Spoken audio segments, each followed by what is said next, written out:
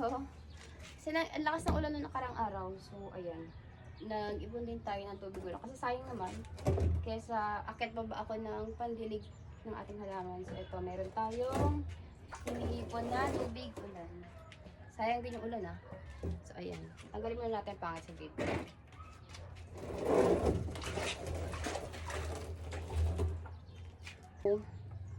Ito, meron tayong jade plant.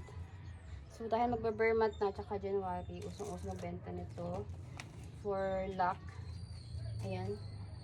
Medyo buhaghag na din siya and hindi na organized. Kakat natin.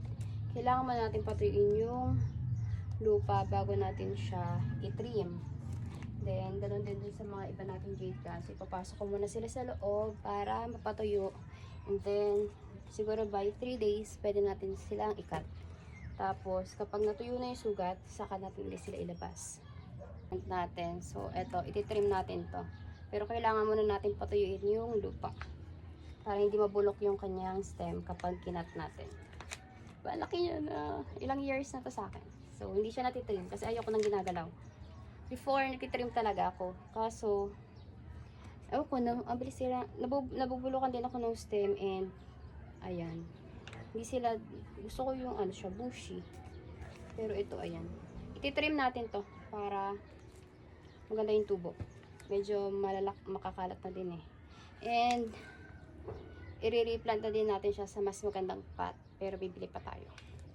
For now, papasok muna natin to sa loob para matuyo yung lupa and hindi mabasa ng ulan. Ang ganda ng jade plant ito. See? Ayan, hindi ko na siya matanggal dyan kasi nakadikit na yung ugat niya sa mismong lupa. So, pero ayan, goods naman siya. Kahit andyan lang siya. Ang dami na din niya mga stem. So, yeah. Yan na lang natin to dito. Diba? Ang ganda-ganda niya. So pretty. Yan ang ating jade plant. So, hindi ko na siya matanggal kasi nakadikit na yung ugat niya eh. Oh my god, may mga nakikita akong centipede. So, i-spray na lang tayo ng mga anti-insects para hindi mo kain yung mga dahon ng ating mga halaman. Ito mga to, tapasok ko muna sa loob para matuyo yung dahon nila and pwede na natin silang i-trim, di ba? Ang ganda ng mga dahon. And mga nakikita akong mealybugs. Pero okay lang yan, survivor ng mga to. So, ito mga to, hindi ko siya pinakilaman after ako mag-stop top and here. Hindi ako na sila mag-strive ng kanila.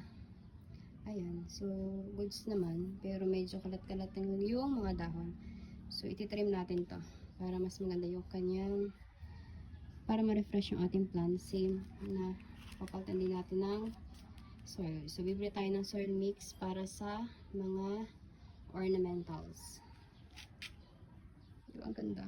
Ganda nila pag dikit-dikit. So, ikakat natin yan para mas lumago pa yung mga dahon.